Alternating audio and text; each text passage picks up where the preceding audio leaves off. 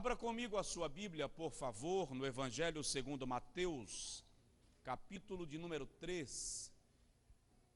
Capítulo de número 3, nós vamos ler desde o versículo 13, só para uma compreensão do contexto, até o versículo de número 17.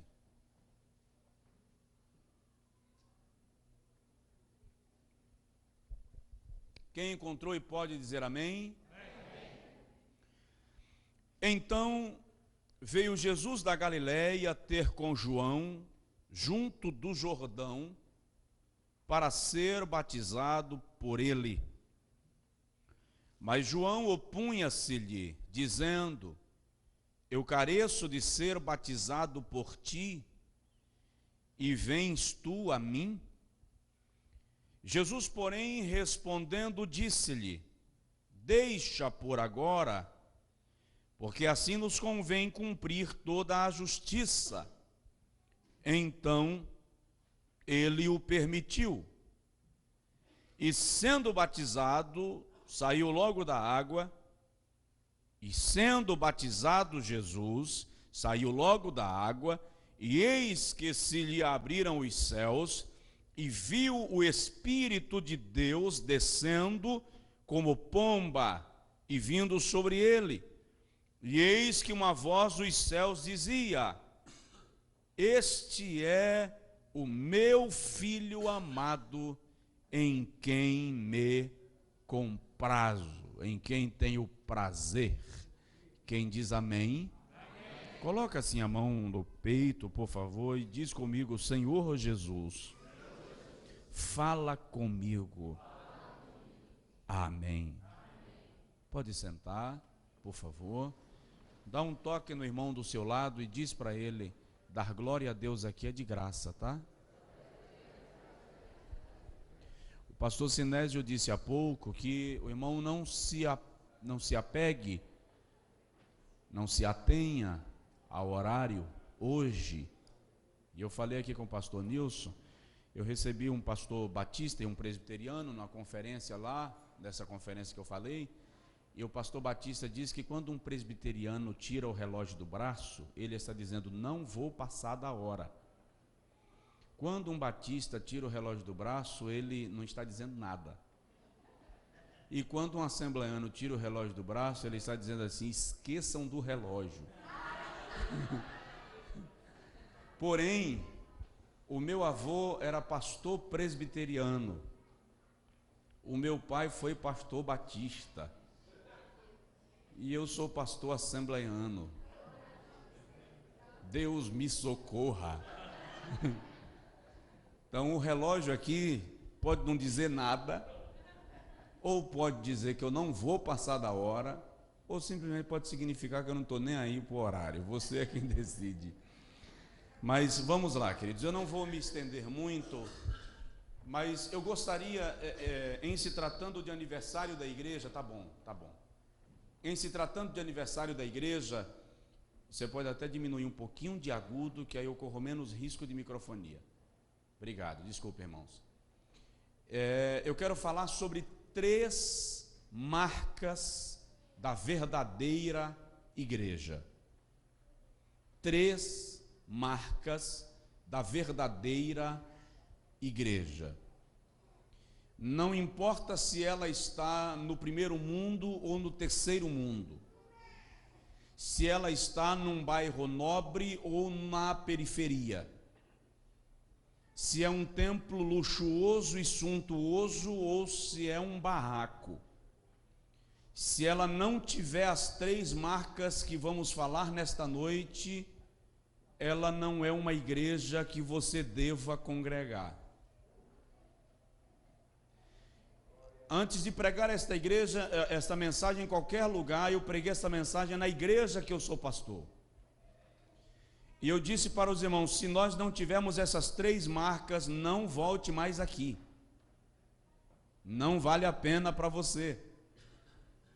É aniversário da igreja. E nós estamos num mundo que tem evangelhos para todo gosto, e até para quem não tem gosto.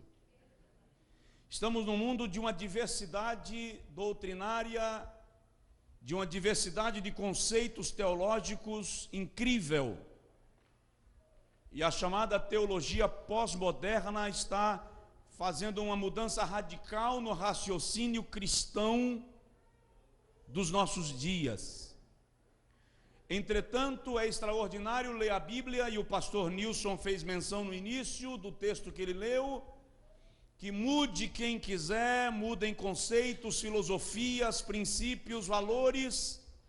Jesus Cristo é o mesmo ontem, hoje e eternamente. Isso indica que não há mudança na pessoa de Deus, não há mudança na natureza de Deus, consequentemente, não há mudança no plano original de Deus. Desde o Antigo Testamento, nós encontramos a Bíblia revelando que Deus sempre quis separar para si um povo, para ser o seu povo, o povo por meio de quem ele trata com o mundo.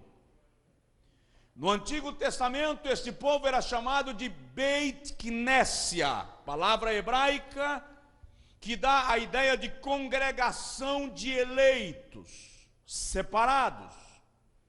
No Novo Testamento, a expressão grega é eclésia ou eclesia, que tem o mesmo significado, eleitos, separados, dando a ideia de um povo que Deus tira do caldeirão do mundo e separa para tratar com este povo de maneira direta, de maneira específica e de maneira extraordinária. No Antigo Testamento, o povo com quem Deus tratava era o povo de Israel. Deus não fez aliança com nenhuma outra nação, senão com Israel, a partir de Abrão, que veio a chamar-se Abraão. No Novo Testamento, Paulo diz que Deus, de ambos os povos, Efésios 2,14, judeus e gentios, fez um povo, a igreja. E a partir da dispensação da graça, Deus não trata com Israel enquanto nação, nem com as nações enquanto povos, mas com a igreja enquanto noiva do Cordeiro, eleitos de Deus, coluna e firmeza da verdade, morada de Deus em espírito. Aos Efésios, no capítulo 2, versículo 20 a 22, Paulo diz que nós somos edifício construído sobre Cristo Jesus, a pedra angular, e o Espírito de Deus nos torna a morada de Deus.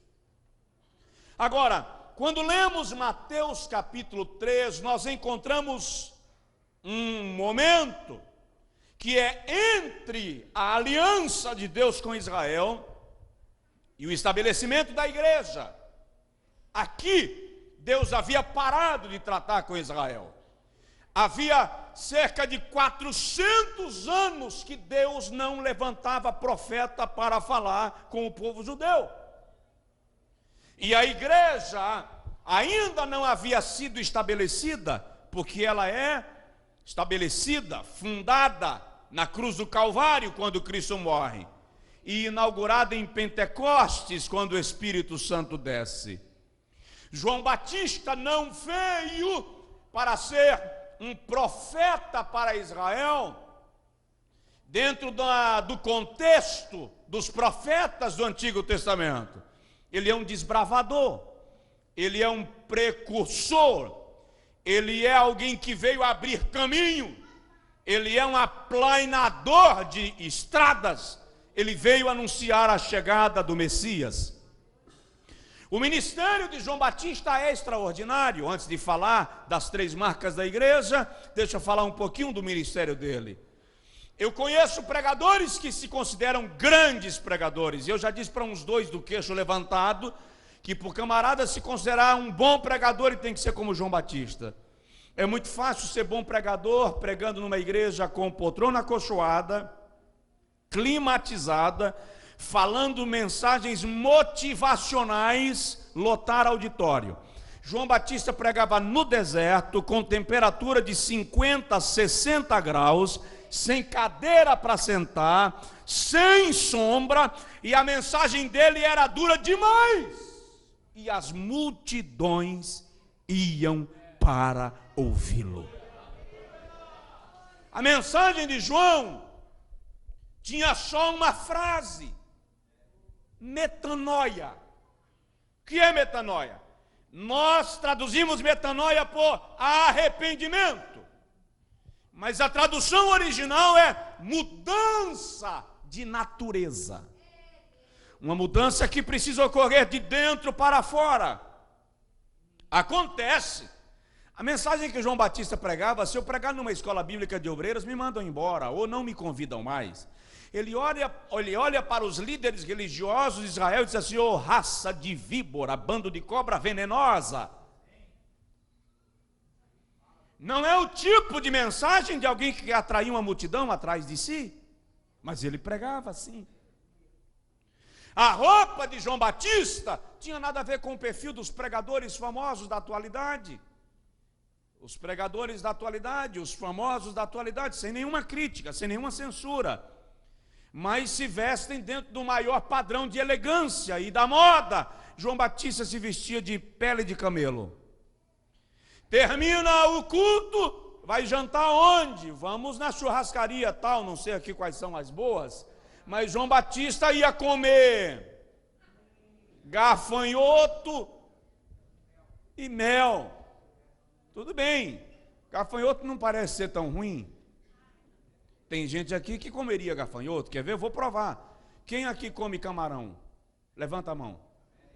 Pronto, os chefes dizem que gafanhoto frito no óleo tem um gosto parecido com o gosto de camarão. Nada mal, tá? Mas não é o prato. Tá? E quem tiver camarão não precisa esconder de mim. Muito obrigado.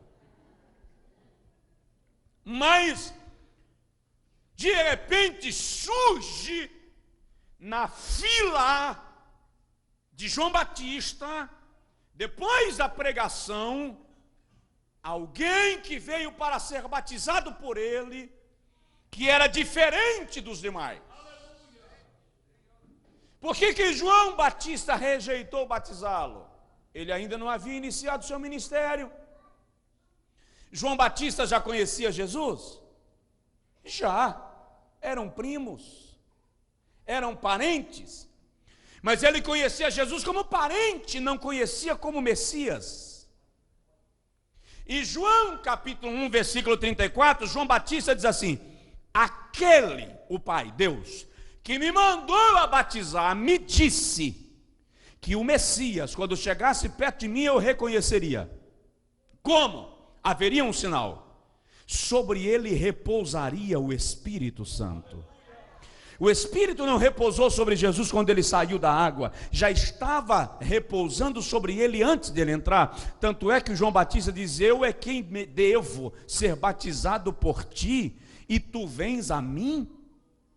E Jesus disse: deixa agora, para que se cumpra a justiça. O que caracteriza aqui uma igreja que deve nos atrair? Nós somos, na atualidade, atraídos a uma igreja por razões diversas. No Brasil isso é muito comum hoje. Camarada vai congregar numa igreja porque o louvor é bom. Ele vai congregar numa igreja porque o pregador é bom. Aliás, sociologicamente, é o que se chama de evangelho de produto.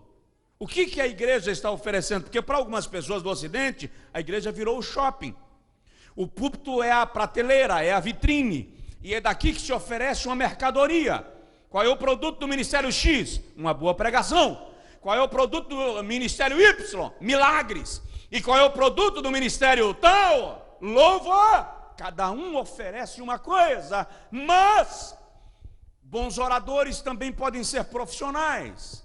Bons cantores também podem ser profissionais. E até milagres não acontecem por causa da fé do pregador, e sim por causa da fé de quem recebe o milagre. Então, o que caracteriza uma igreja onde eu devo congregar? Mas eu vim muito chato hoje, né? Eu vim desconstruindo uma série de coisas agora. Até eu me choquei. Estou desconstruindo uma série de conceitos e de ideias. Mas não basta ter um bom louvor, não basta ter uma boa pregação, não basta ter milagres, não basta ser luxuosa.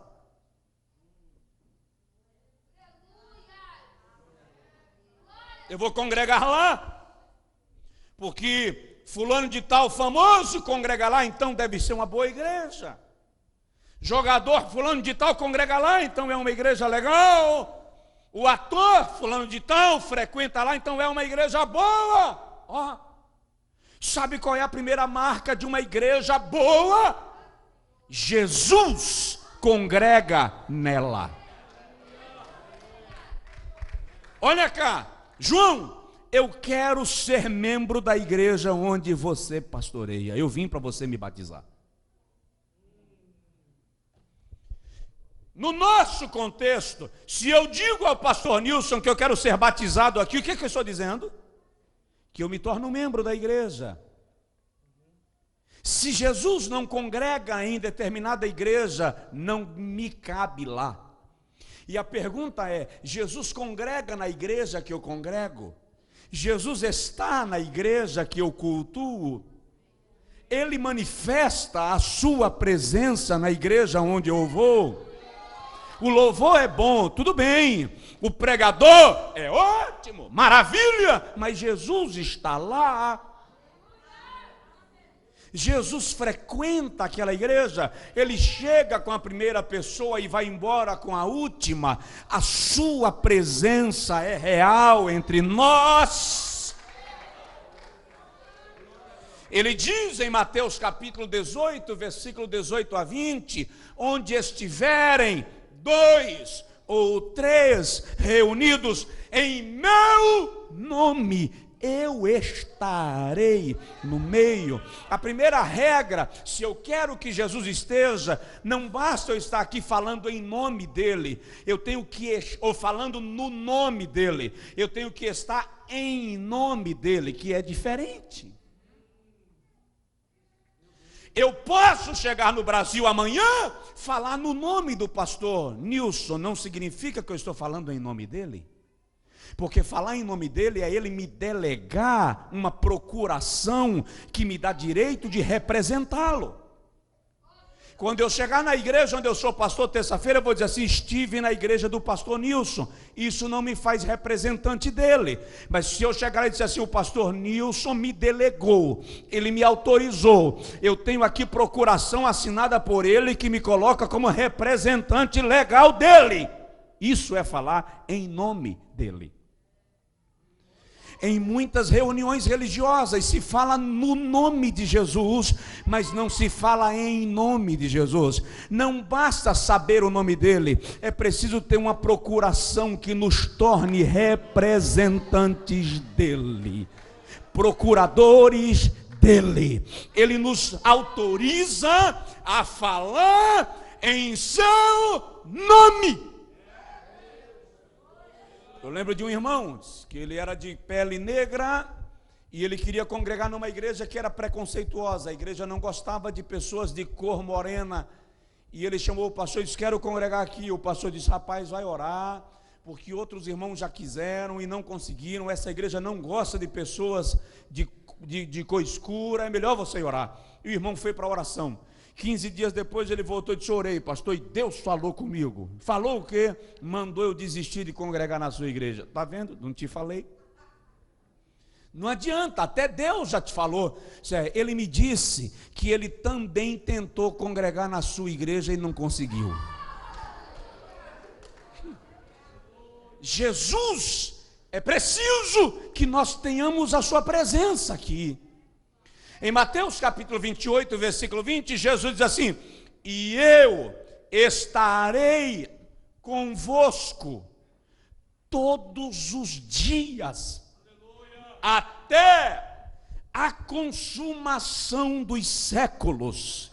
Quando em Êxodo capítulo 33, versículo de número 12, o Senhor chama Moisés, ele diz assim: a minha presença não vai contigo, versículo 1, perdão, porque esse povo é muito duro.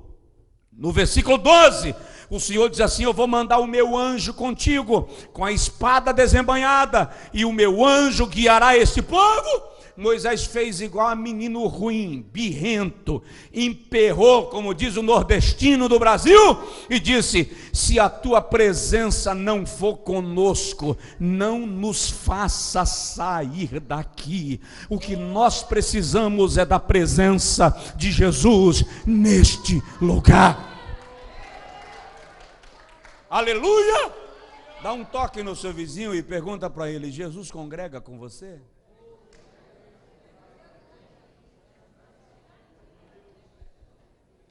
Onde Jesus congrega, outro homem não é centro. Onde Jesus congrega, a glória não é de um homem. Onde Jesus congrega, os aplausos não são para homens. Onde Jesus congrega, ele tem primazia. Onde Jesus congrega, antropocentrismo não tem vez. Onde Jesus congrega, milagres acontecem, pecadores são salvos, o louvor é bom, a pregação é boa, mas a melhor parte é a sua presença, confortando os corações dos crentes. Aliás, esse é um dos privilégios do cristianismo. Maomé não está nas mesquitas construídas em sua honra, Maria não está nas paróquias levantadas para a sua adoração, Confúcio não está nos templos onde é invocado, mas Jesus está em todas as reuniões onde ele é adorado. E não importa se em inglês, se em português, se em espanhol, se em esperanto, italiano, francês, qualquer que seja o idioma, Jesus está lá, recebendo louvor e adoração do seu povo. A primeira marca de uma igreja é: Jesus está presente. Deixa eu dizer uma coisa para os irmãos. É a primeira noite, eu falei que eu não ia me estender muito. O irmão já parou para analisar que há uma clara diferença na Bíblia entre presença e poder de Deus? Uma coisa é presença de Deus, outra coisa é poder de Deus. E muitas vezes nós temos o poder de Deus e nos contentamos apenas com este poder que é extraordinário, mas o melhor é a presença. A minha presença não vai, eu mando meu anjo com a espada desembainhada. Anjo com espada desembainhada é poder. Quem é que dá a testa com anjo com a espada desembainhada? Quem vai enfrentar anjo com a espada desembainhada? Um anjo com a espada desembainhada, em Isaías 38, matou 185 mil soldados da Síria. Quem vai? Mas não era a presença.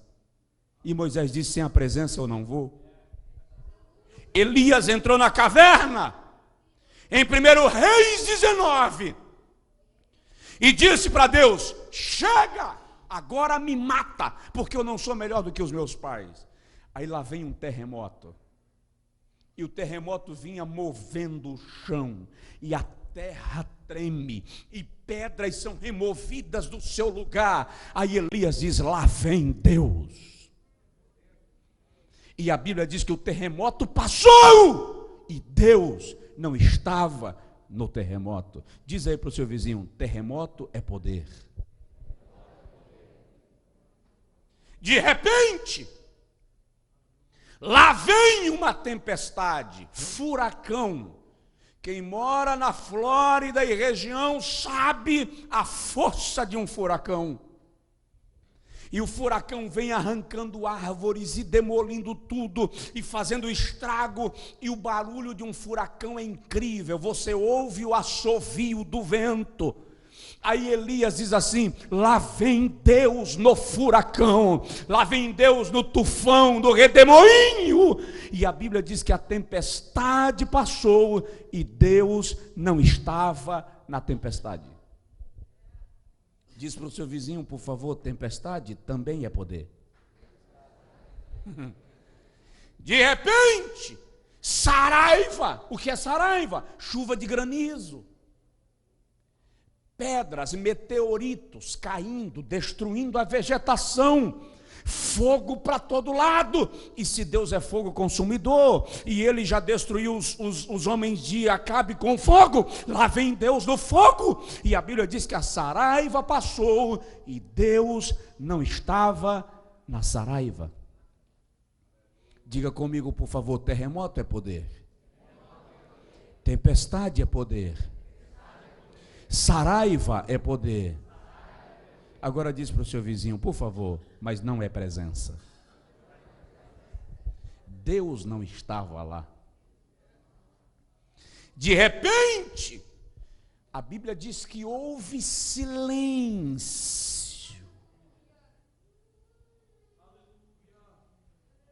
E da porta da caverna uma voz bradou e perguntou: que fazes aqui, Elias? Não basta ser uma igreja barulhenta, não basta ser uma igreja que tenha poder, é preciso ter a presença de Jesus, porque o que nos atrai a este lugar é a presença.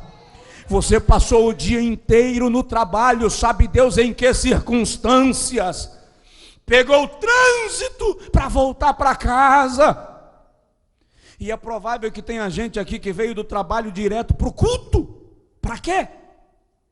Por causa da presença de Jesus. É por isso que estamos aqui, porque sem a sua presença não vale a pena. Agora o salmista diz: mais vale um dia nos teus átrios do que 1000 em qualquer outro lugar. Primeira marca de uma igreja: Jesus congrega nela. Posso parar, tá bom? Não é suficiente. Se Jesus congrega já basta, querido, o resto vem a reboque.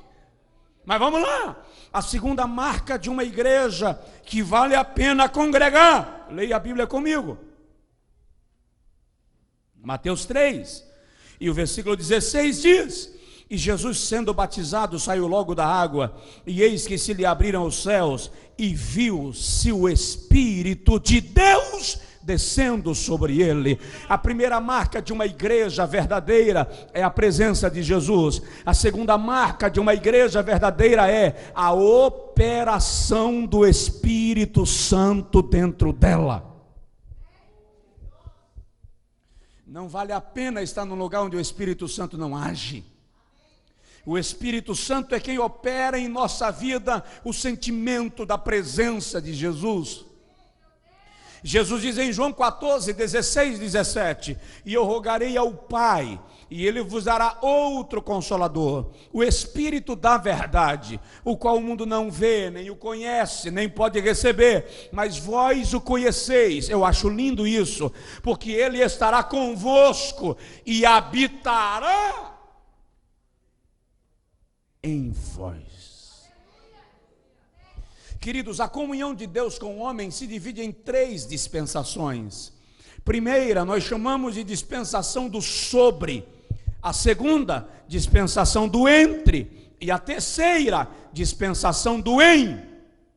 No Antigo Testamento, o Espírito Santo não habitava em Elias, o Espírito Santo não habitava em Davi, o Espírito Santo não habitava em Sansão. Pode ler o Antigo Testamento inteiro, é comum você encontrar lá expressões como: o Espírito de Deus desceu, o Espírito de Deus se apoderou de. Por quê?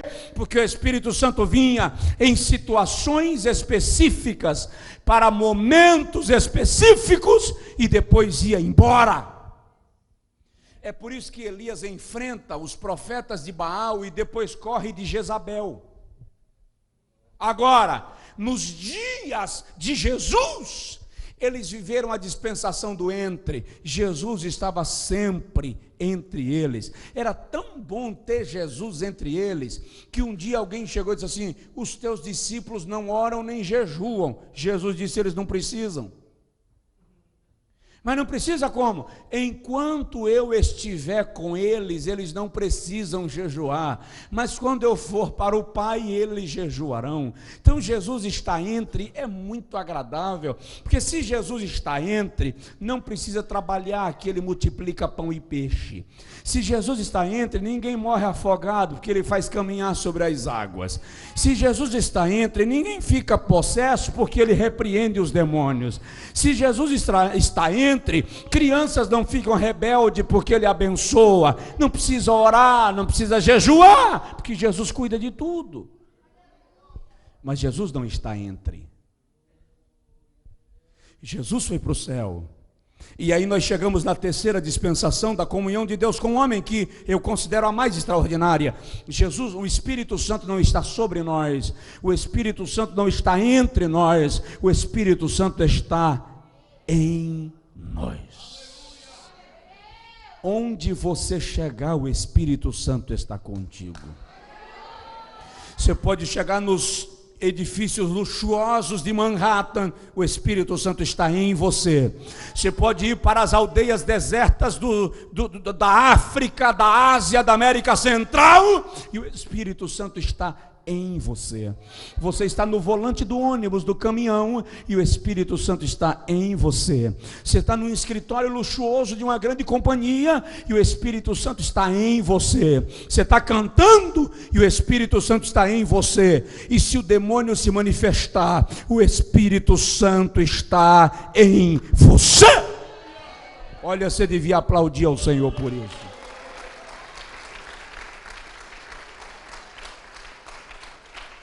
A maior dádiva da graça, depois do perdão dos pecados, é o Espírito Santo morando em nós. É extraordinário isso. Deixa eu lhe contar uma experiência. Outro dia eu estava numa crise, uma luta violenta, coração travou, eu disse para mim mesmo: eu tenho que falar com alguém, senão eu vou explodir. E eu telefonei para um amigo, e o celular dele deu caixa de mensagem. Já lhe aconteceu isso? Tem certas pessoas que têm celular para manter desligado, só para dizer que tem? Liguei para um segundo, e a esposa atendeu. Ele saiu e deixou o celular em casa. Liguei para um terceiro, chamou, e ele não atendeu. E eu dei um tapa na cama que eu estava sentado, disse: eu tenho que falar com alguém. Na hora, o Senhor me disse: conversa comigo. Mas eu estava chateado, eu quis esbaldar, eu estava nervoso. Eu disse: tá, Jesus, eu converso contigo, eu preciso conversar com alguém que eu veja aqui perto de mim. Irmãos, não passaram 3 minutos, eu senti uma presença tomar conta do meu quarto. A sensação que eu tinha era que cada partícula de ar estava ocupada por essa presença. Eu tive a sensação que o colchão da cama mexeu. Sabe quando alguém senta, que o colchão cede? A sensação que eu tinha é que alguém sentou, e eu tive vontade, mas não tive coragem de estender a mão para ver se eu sentia na ponta dos dedos. Mas a presença era tão grandiosa, tão gloriosa, tão real, tão cheia, que eu não senti coragem de estender. Como se ele dissesse: não precisa estender o braço, eu estou em qualquer espaço para que lado você se mover, porque o Espírito de Deus habita em nós. Você nunca está sozinho. O Espírito Santo está sempre em você. Em você. Diga assim: Senhor, muito obrigado, porque o teu Espírito habita em mim. Já percebeu que quando você peca, faz uma besteira, dá uma tristeza violenta na alma? Você vai para o culto, o poder de Deus desce, do seu lado um chora, do outro lado um aplaude, atrás um fala em línguas, na frente o outro está derramando, e você está travado e não consegue sair do lugar. A Bíblia chama isso de tristeza segundo Deus. É o Espírito Santo quem opera essa tristeza no crente. Para quê? Para que ele vá ao caminho do arrependimento. A tristeza, segundo Deus, opera para o arrependimento. Isso é obra do Espírito Santo. Já percebeu que quando você vence uma tentação, depois você vira gigante? Dá uma ousadia. Você fica parecendo um menino pulando naqueles brinquedos de pula-pula, que chama aqui também, de pula-pula. Se Satanás se manifestar, você está ousado, você diz assim, sai da frente, infeliz. Eu venci a tentação. Essa alegria é o Espírito Santo quem produz dentro de nós, quando vencemos uma abordagem do adversário. Ele está em nós. Ele habita em nós, presente em nós. Diga amém. O Espírito Santo está em nós muito mais do que nós mesmos podemos imaginar. Primeira marca da verdadeira igreja, já estou concluindo, a presença de Jesus. A segunda marca de uma igreja, a operação do Espírito Santo. Terceira. Posso falar a terceira? Vale a pena congregar numa igreja, se Jesus congrega nela. Dá um toque no seu vizinho e diz para ele, Jesus congrega com a gente. Aleluia. Deputado fulano de tal congrega na minha igreja, sabia? E Jesus? Congrega lá também? Você sabe quem é o pastor da minha igreja? O pastor da minha igreja é seu fulano, e Jesus congrega lá. Segunda marca de uma igreja, a operação do Espírito Santo.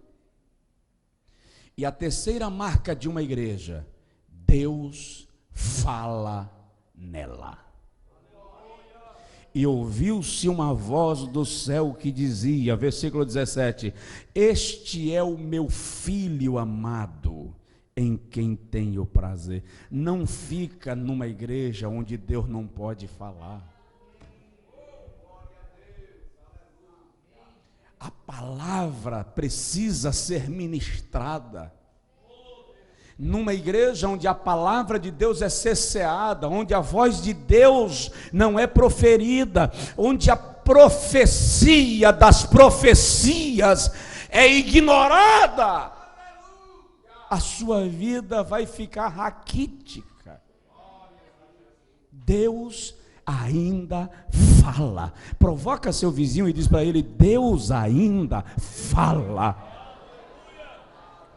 Eu ouvi um pregador um dia e ele se empolgou, porque é perigoso, o microfone empolga, quem prega sabe disso, o microfone empolga, e o pregador disse, Deus vai começar a usar a jumenta. Eu disse, lá na minha cidade não. A única vez que Deus permitiu a jumenta falar foi porque o profeta estava desviado. Jumenta só fala em monverno se os profetas daqui desviarem todos. Você não vai permitir isso, vai? Não permita, permaneça na presença de Deus, porque Deus vai continuar lhe usando. Ele usa cada um que ceder-lhe o corpo para que ele fale por nosso intermédio. Deus fala. E quando ele fala, ele cumpre o que diz. Porque ele é Deus. Eu gosto de algumas citações de Balaão, estava desviado, mas tem umas citações de Balaão que são célebres. E uma delas é essa: Deus não é homem para que minta. Números 23, 17. Nem filho de homem para que se arrependa. Havendo dito, o fará, e tendo prometido, o cumprirá, ou fará acontecer. Você tem de Deus uma palavra? Você tem de Deus uma promessa? Deus disse algo ao seu respeito, a respeito do seu futuro. Deus disse algo acerca do seu casamento, acerca do seu filho, acerca do seu trabalho, acerca da sua volta para o Brasil ou da sua permanência nos Estados Unidos. O que Deus disse, Ele fará cumprir. Fica de pé, por favor.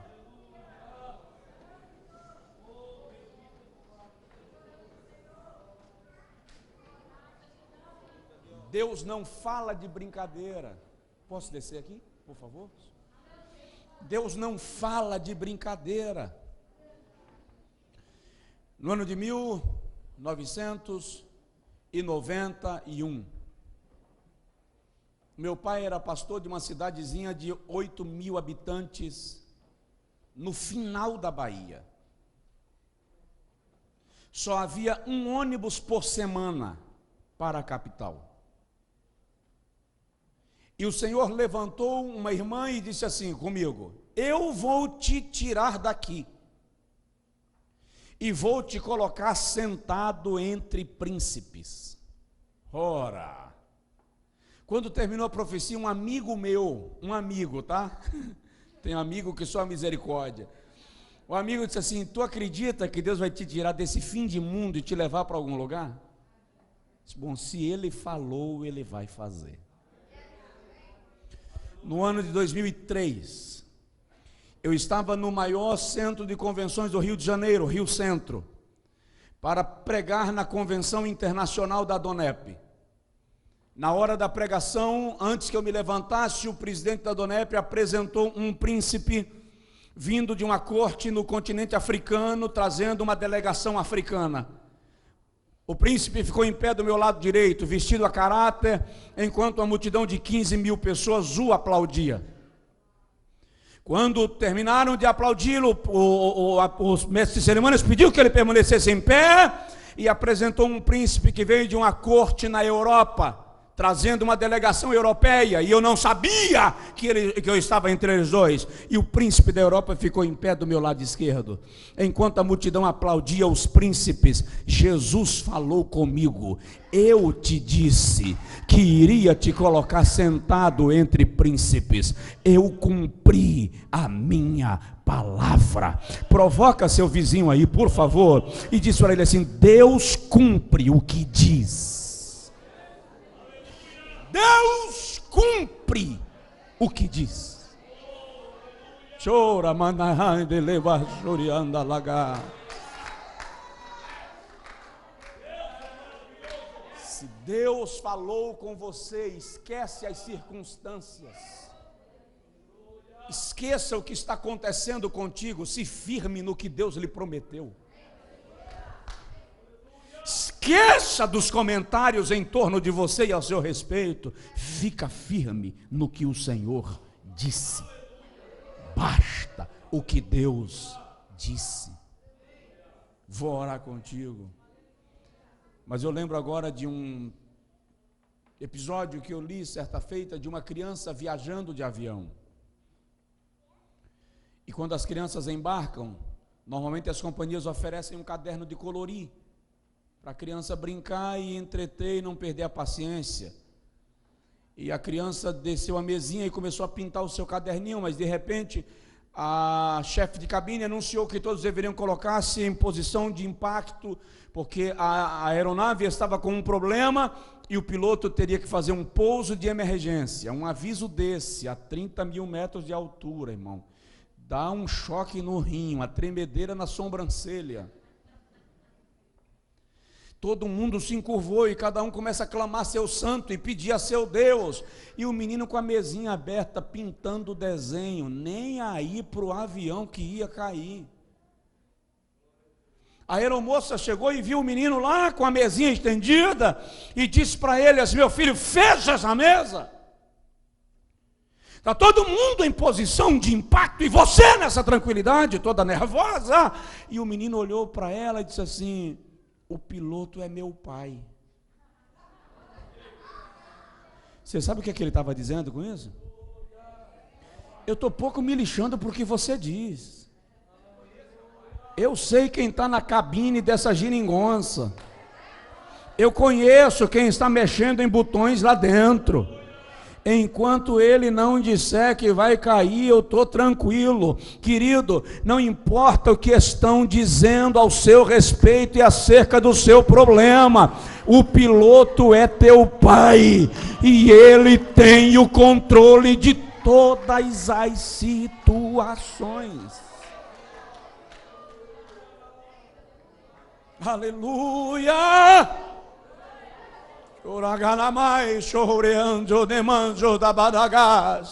Jesus está aqui, o Espírito Santo está operando aqui, Deus está falando aqui, está? Então vale a pena estar nesse lugar. Adore-o, porque Ele é digno de honra, de glória, de louvor para todo sempre.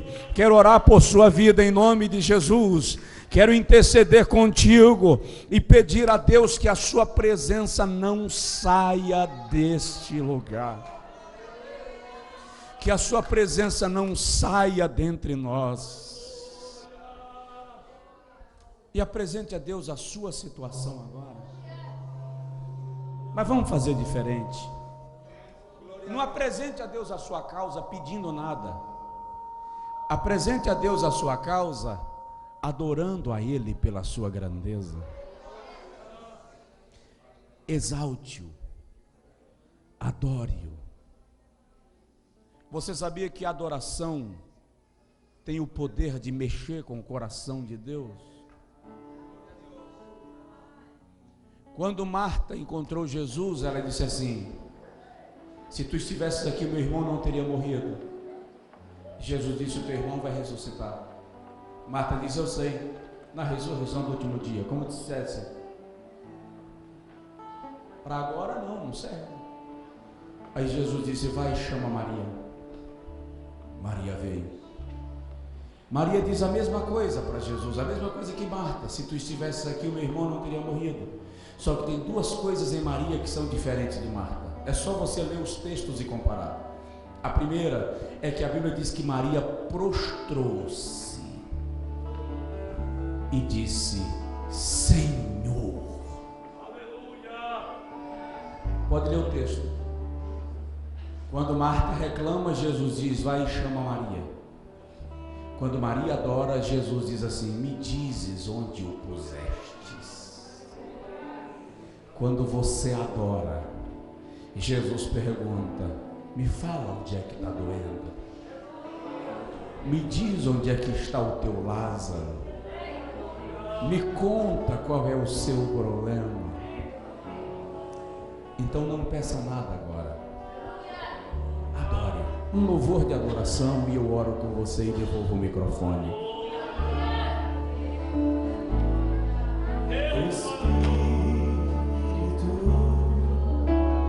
Enche a minha vida, enche-me do teu poder, pois de ti eu quero ser. Espírito, enche o meu ser. Espírito,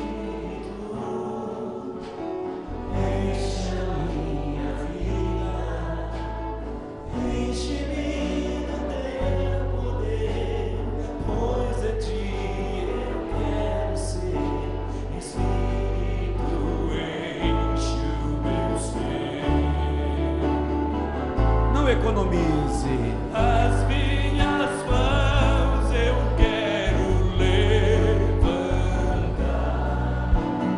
e em louvor te adorar.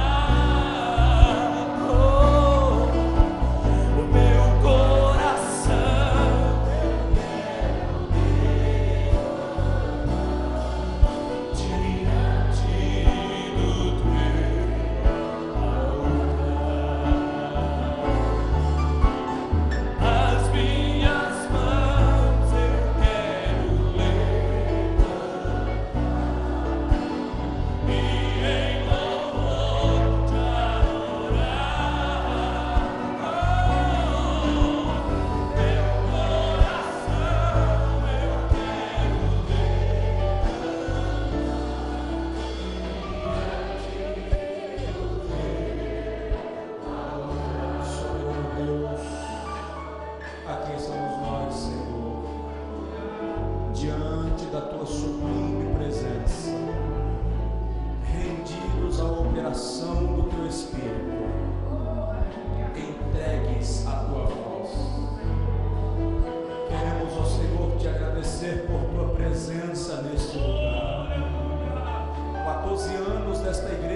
celebra nesses dias de conferência.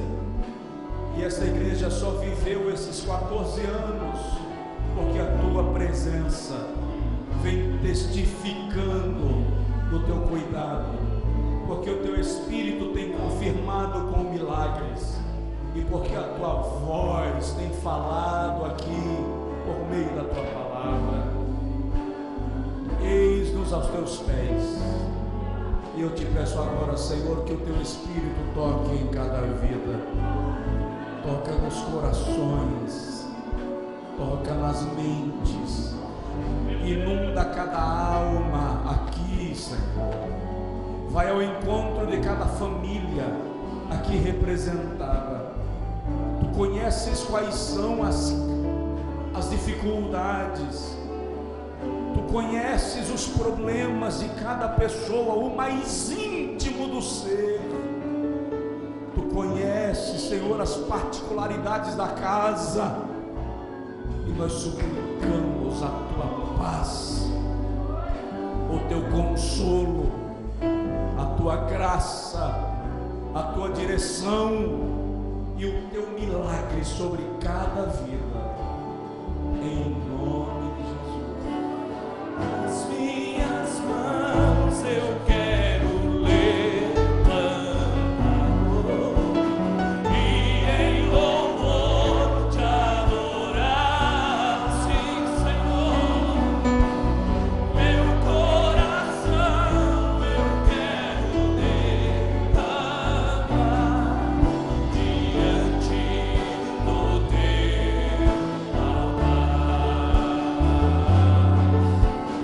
As minhas mãos eu quero levantar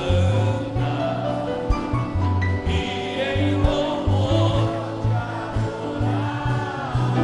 Oh, meu coração eu quero derramar diante do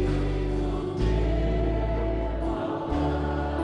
Queridos, eu vou devolver o microfone ao pastor, mas antes que eu devolva o microfone, antes que o irmão tome o seu assento, antes, dê uma olhadinha do seu lado, na sua frente ou atrás.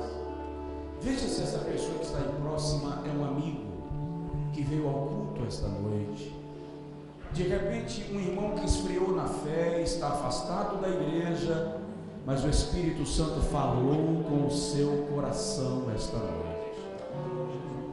Se o for, convide essa pessoa agora para sair do seu lugar e vir à frente, receber uma oração, entregando a Jesus a sua vida. E o irmão vem com ele, vem com ela. Não permita que esta pessoa venha sozinha. Se tem alguém que deseja nesta noite render a sua vida a Jesus, dê um sinal com uma das suas mãos onde estiver, e eu quero orar em seu favor agora, com a igreja.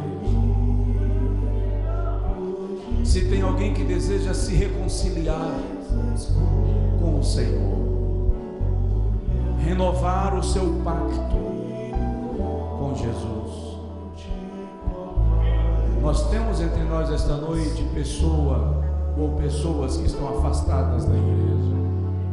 Deus te abençoe. Aqui vem a primeira pessoa. A igreja pode aplaudir ao Senhor por sua vida. Queridos, há um milagre que você não pode ver e ficar quieto, tá? Salvação de almas. Se Jesus salva, quando Jesus salva, é proibido ficar calado. Onde está a segunda pessoa que deseja se reconciliar com o Senhor esta noite, se entregar ao Senhor? Eu sei que o horário já está passado, eu já estou encerrando, eu só quero orar por eles. Onde está mais alguém? Em nome de Jesus, saia do seu lugar. Que destino há de ter? Para onde você vai? Se o teu fôlego de vida cessar hoje, onde passarás a eternidade. Hoje você tem o direito de escolher. Eu vou convidar pela última vez. Onde está a segunda pessoa que vai entregar a sua vida a Jesus, para receber nele perdão dos pecados e salvação para a sua alma? Saia do seu lugar, dê um sinal onde estiver. Quero orar contigo, quero orar por você. Eu sei que há mais alguém, a minha alma diz que há mais alguém. Eu vou orar por essa jovem com a igreja e devolvo o microfone ao pastor. Se você, se o senhor, se a senhora quiser vir durante a oração, venha. Se quiser vir após a oração, venha. Mas não brinque com a sua alma. Não brinque com a eternidade. É muito sério. E nós não temos o controle. A Bíblia diz que o homem não tem controle sobre o dia da sua morte. É a Bíblia quem diz. Pai, em nome de Jesus, te agradecemos por tua presença, porque o teu Espírito está agindo. Te agradecemos por esta jovem que, atraída pelo teu Espírito Santo, vem à frente receber a oração, declarando a sua rendição ao senhorio de Cristo Jesus. Ó Deus, perdoa os seus pecados, lhe purifica com o sangue que Jesus mesmo derramou na cruz do Calvário, e registra seu nome no teu memorial, dando-lhe alegria da tua salvação pela presença do teu Espírito. Abençoa esta moça, este moço que ouviu tua palavra e não veio. Abençoa o Senhor com conversão. Confronta a sua alma, confronta a sua consciência, para que se renda a ti enquanto há tempo, em nome de Jesus. Amém. Deus abençoe. Maria, dá um abraço nela, por favor. A igreja aplaude a Jesus por ela. Podem sentar, por favor. Podem sentar, por favor. Eu devolvo o microfone ao pastor. Só relembrando